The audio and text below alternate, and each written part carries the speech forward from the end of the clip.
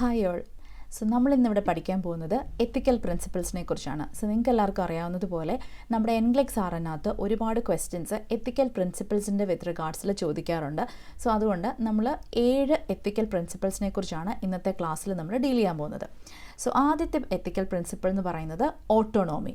Autonomy എന്ന് വെച്ചാൽ എല്ലാ പേഷ്യൻസിനും സ്വന്തമായിട്ട് ഡിസിഷൻ എടുക്കാനുള്ള കംപ്ലീറ്റ് റൈറ്റുമുണ്ട്. ഓക്കെ, ഏതൊരു പേഷ്യൻറ്റിനാണെങ്കിലും ഡിസിഷൻ എടുക്കാനുള്ള എല്ലാ റൈറ്റുമുണ്ട്. അവർക്ക് കപ്പാസിറ്റി ഉള്ളൊരു പേഷ്യൻ്റ് ആണെങ്കിൽ, അല്ലെങ്കിൽ ഡിസിഷൻ എടുക്കാൻ കഴിവുള്ളൊരു പേഷ്യൻ്റ് ആണെങ്കിൽ അവർക്ക് അവരുടെ ട്രീറ്റ്മെൻറ്റിനെ പറ്റിയോ അല്ലെങ്കിൽ അവരുടെ കാര്യങ്ങളെ പറ്റിയോ ഉള്ള എല്ലാ ഡിസിഷൻസും എടുക്കാനുള്ള റൈറ്റുണ്ട്. ഒരു എക്സാമ്പിൾ പറയുകയാണെങ്കിൽ, ഇപ്പോൾ ഒരു ട്രീറ്റ്മെൻറ്റ് അല്ലെങ്കിൽ ഒരു പ്രൊസീജിയർ നമ്മൾ പേഷ്യൻ്റ് ഓഫർ ചെയ്തിട്ട് ആ പേഷ്യൻ്റ് അതിനെ റെഫ്യൂസ് ചെയ്യാനുള്ള എല്ലാ റൈറ്റും ഒരു പേഷ്യൻറ്റിനുണ്ട്. അതാണ് ഓട്ടോണോമി എന്ന് പറയുന്നത്. ഇനി ബെനിഫിഷ്യൻസ് എന്ന് വെച്ചാൽ നമ്മളെപ്പോഴും ഒരാളുടെ ബെനിഫിറ്റിന് വേണ്ടിയിട്ടുള്ള കാര്യങ്ങളാണ് നമ്മൾ ചെയ്യേണ്ടത്. ഒരു പേഷ്യൻറ്റിൻ്റെ ബെനിഫിറ്റിന് വേണ്ടിയിട്ടാണ് നമ്മൾ കാര്യങ്ങൾ ചെയ്യേണ്ടത്. അപ്പോൾ ഒരു എക്സാമ്പിൾ പറയുവാണെങ്കിൽ, നമ്മളൊരു പ്രൊസീജിയറിൻ്റെ സമയത്ത് നമ്മളൊരു പേഷ്യൻ്റെ കൂടെ നിൽക്കുന്നു. അവർക്കൊരു സപ്പോർട്ട് കൊടുക്കാൻ വേണ്ടിയിട്ട് നമ്മൾ അവരുടെ കൂടെ നിൽക്കുന്നു. അത് അവരുടെ ബെനിഫിറ്റിന് വേണ്ടിയിട്ട് നമ്മൾ ചെയ്യുന്ന ഒരു കാര്യമാണ്. അല്ലെങ്കിൽ എന്തെങ്കിലും ഒരു ട്രീറ്റ്മെൻറ്റ് നമ്മൾ അവരുടെ ബെനിഫിറ്റിന് വേണ്ടി കൊടുക്കുന്നു. അതൊക്കെ ബെനിഫിഷ്യൻസിനകത്ത് വരുന്നതാണ്. ഇനിയും അടുത്തത് ഫിഡിലിറ്റി എഫ് എന്ന് പറയുന്നത് ഫെയ്ത്ത്ഫുൾനെസ്. ഫെയ്ത്ത്ഫുൾനെസ് എന്ന് പറഞ്ഞാൽ നമ്മൾ ഒരു പേഷ്യൻറ്റിനോട് എപ്പോഴും ഫെയ്ത്ത്ഫുൾ ആയിരിക്കണം, അല്ലെങ്കിൽ നമ്മൾ സത്യസന്ധരായിരിക്കണം നമ്മളൊരു പേഷ്യൻ്റെ അടുത്ത്. ഒരു എക്സാമ്പിൾ പറയുവാണെങ്കിൽ, നമ്മളൊരു പേഷ്യൻറ്റിനോട് ഒരു കമ്മോഡ് കൊടുക്കാമെന്ന് പറഞ്ഞു, ഒരു 10 മിനിറ്റിനുള്ളിൽ ഞാനൊരു കമ്മോഡുമായിട്ട് വരാമെന്ന് പറഞ്ഞാൽ നമ്മൾ ആ സമയം പാലിക്കാനായിട്ട് മാക്സിമം ശ്രമിക്കുക. നമ്മൾ പറ്റുന്നിടത്തോളം പെട്ടെന്ന് തന്നെ നമ്മൾ ആ പറഞ്ഞ പ്രോമിസ് നമ്മൾ പാലിക്കുക. നമ്മൾ ഫെയ്ത്ത്ഫുൾ ആയിട്ട് നിൽക്കുന്ന ഒരു അവസ്ഥയാണ് ഫിഡിലിറ്റി എന്ന് പറയുന്നത്, അല്ലെങ്കിൽ ബീങ് ഫെയ്ത്ത്ഫുൾ അല്ലെങ്കിൽ ട്രൂത്ത്ഫുൾ, അതിനെയാണ് നമ്മൾ ഫിഡിലിറ്റി എന്ന് പറയുന്നത്. ഇനിയും അടുത്തതെന്ന് പറയുന്നത് അക്കൗണ്ടബിലിറ്റി. Being accountable. നമ്മൾ എന്ത് ചെയ്താലും നമ്മൾ അതിന് അക്കൗണ്ടബിൾ ആണ്. നമ്മളൊരു ട്രീറ്റ്മെൻറ്റ് കൊടുത്താൽ നമ്മൾ അതിന് അക്കൗണ്ടബിൾ ആയിരിക്കണം. ഒരു എക്സാമ്പിൾ പറയുവാണെങ്കിൽ, ഒരു മെഡിക്കേഷൻ എറർ ഉണ്ടാകുമ്പോൾ ആ എററിൻ്റെ അക്കൗണ്ടബിലിറ്റി നമ്മൾ ഏറ്റെടുക്കുന്നു. അതിനെയാണ് നമ്മൾ അക്കൗണ്ടബിൾ ആകുക എന്ന് പറയുന്നത്. നമ്മളത് മറച്ചു വെക്കുന്നതിന് പകരം അത് നമ്മളാണ് ചെയ്തതെന്ന് നമ്മൾ അക്കൗണ്ടബിലിറ്റി ഏറ്റെടുക്കുന്നു, അല്ലെങ്കിൽ അതിൻ്റെ റെസ്പോൺസിബിലിറ്റി നമ്മൾ ഏറ്റെടുക്കുന്നു. അതിനെയാണ് നമ്മൾ അക്കൗണ്ടബിലിറ്റി എന്ന് പറയുന്നത്. ജസ്റ്റിസ് എന്ന് വെച്ചാൽ ജസ്റ്റ് ബീങ് ഫെയർ. നമ്മുടെ അടുത്ത് ട്രീറ്റ്മെൻറ്റിന് വേണ്ടി വരുന്ന എല്ലാ പേഷ്യൻസിനോടും നമ്മൾ ഈക്വലി അല്ലെങ്കിൽ നമ്മൾ ഫെയർ ആയിട്ട് വേണം നമ്മൾ ട്രീറ്റ് ചെയ്യാനായിട്ട്. നമുക്ക് അവരുടെ ഇടയിൽ ഒരു ഡിസ്ക്രിമിനേഷൻ ഉണ്ടാവാനായിട്ട് പാടില്ല. അവരുടെ റേസോ റിലീജിയനോ സെക്സോ ഒന്നും വെച്ചിട്ട് നമ്മൾ അവരെ ഡിസ്ക്രിമിനേറ്റ് ചെയ്യാനായിട്ട് പാടില്ല. അതിനെയാണ് നമ്മൾ ജസ്റ്റിസ് എന്ന് പറയുന്നത്. Just being fair to all patients. ഇനിയും അടുത്തതായിട്ട് നോൺ മാലഫിഷ്യൻസ് എന്ന് വെച്ചാൽ no harm intentionally or unintentionally. അതായത് അറിഞ്ഞുകൊണ്ടോ അറിയാതെയോ നമ്മളൊരു പേഷ്യൻറ്റിന് ഒരു ഹാം ചെയ്യാതിരിക്കുക എന്നുള്ളതാണ് നോൺ മാലഫിഷ്യൻസ് എന്ന് പറയുന്നത്.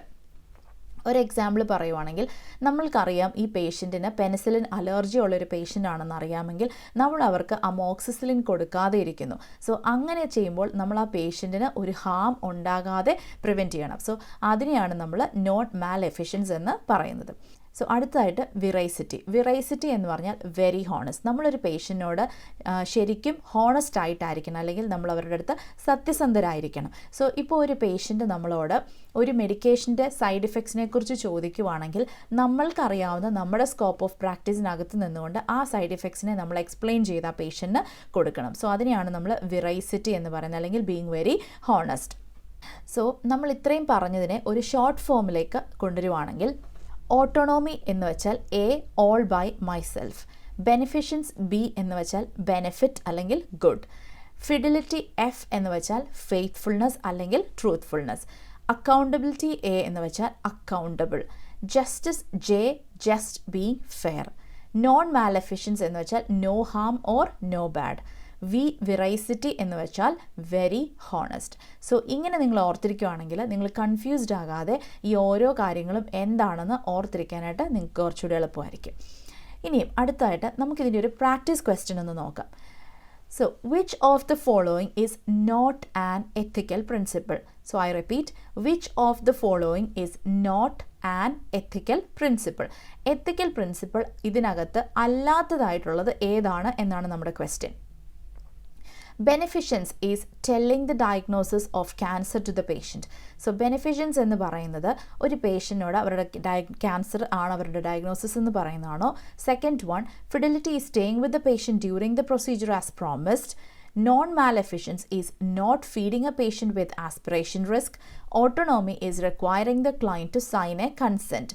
സോ നമ്മൾ ഒന്നുകൂടെ ഈ ക്വസ്റ്റ്യൻ നോക്കുവാണെങ്കിൽ ബെനിഫിഷ്യൻസ് എന്ന് വെച്ചാൽ നമ്മൾ അവരുടെ ക്യാൻസറിൻ്റെ ഡയഗ്നോസിസ് ആ പേഷ്യൻറ്റിനോട് പറയുക എന്നുള്ളത് ഒരു ബെനിഫിഷ്യൻസ് ആണ്. നമ്മൾ ബെനിഫിഷ്യൻസ് എന്ന് പറഞ്ഞാൽ ബെനിഫിറ്റ് ആണെന്ന് പറഞ്ഞു. സോ എല്ലാ പേഷ്യൻസിനും അവരുടെ ഡയഗ്നോസിസ് അറിയാനുള്ള കംപ്ലീറ്റ് റൈറ്റും ഉണ്ട്. സോ അതുകൊണ്ട് തന്നെ നമ്മൾ അവരുടെ ഓട്ടോണോമിയാണ് അവിടെ പ്രിസർവ് ചെയ്യുന്നത്. സോ ആ പേഷ്യൻറ്റിനോട് സത്യസന്ധമായിട്ട് നമ്മൾ അവരുടെ ഡയഗ്നോസിസിനെ കുറിച്ച് പറയുന്നത് അത് ബെനിഫിഷ്യൻസ് ആണ്. സോ അത് ഒരു എത്തിക്കൽ പ്രിൻസിപ്പിളാണ്. ഫിഡലിറ്റി എന്ന് പറയുന്നത് staying with the patient during A procedure as promised. So നമ്മൾ ബീങ് ഫെയ്ത്ത്ഫുൾ ആവുകയാണ്, അല്ലെങ്കിൽ നമ്മൾ ബീങ് ട്രൂത്ത്ഫുൾ ആവുകയാണ്. സോ അതും ഒരു എത്തിക്കൽ പ്രിൻസിപ്പിളാണ്. ഒരു പ്രൊസീജിയറിൻ്റെ സമയത്ത് നമ്മൾ ആ പേഷ്യൻറ്റിനോട് പറഞ്ഞിരുന്നു നമ്മൾ നിൽക്കാമെന്ന്. സോ നമ്മൾ ആ പ്രോമിസ് കീപ്പ് അപ്പ് ചെയ്യുന്നു. സോ അത് ഫിഡലിറ്റിയാണ്, അതൊരു എത്തിക്കൽ പ്രിൻസിപ്പിളാണ്. Non maleficence is not feeding a patient with aspiration risk. Aspiration risk ഉള്ളൊരു പേഷ്യൻറ്റിന് ഫീഡിങ് കൊടുത്തുകൊണ്ട് നമ്മൾ അവർക്കൊരു ഹാം ഉണ്ടാക്കാതിരിക്കുക എന്നുള്ളത് നമ്മളവിടെ ചെയ്യുന്നത് ഒരു നോൺ മാലഫിഷ്യൻസ് ആണ്. സോ അതും ഒരു എത്തിക്കൽ പ്രിൻസിപ്പിളാണ്. Autonomy is requiring the patient to sign a consent. So ഒരു പേഷ്യൻറ്റിനോട് കൺസെൻറ്റ് സൈൻ ചെയ്യാനായിട്ട് നമ്മൾ ആവശ്യപ്പെടുന്നു.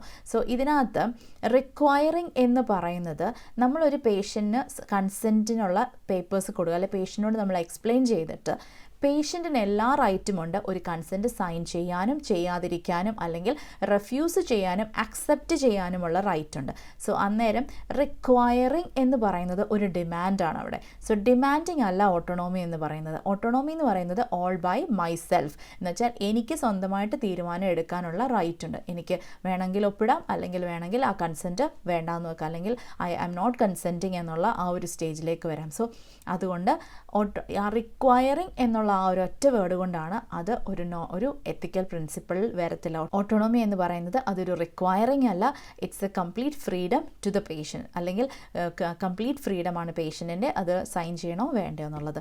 സോ ഇത് കൂടാതെ നമുക്ക് ഇനിയും ഒരുപാട് എത്തിക്കൽ പ്രിൻസിപ്പിൾസ് ആൻഡ് കൺസെപ്റ്റ്സ് ഉണ്ട്.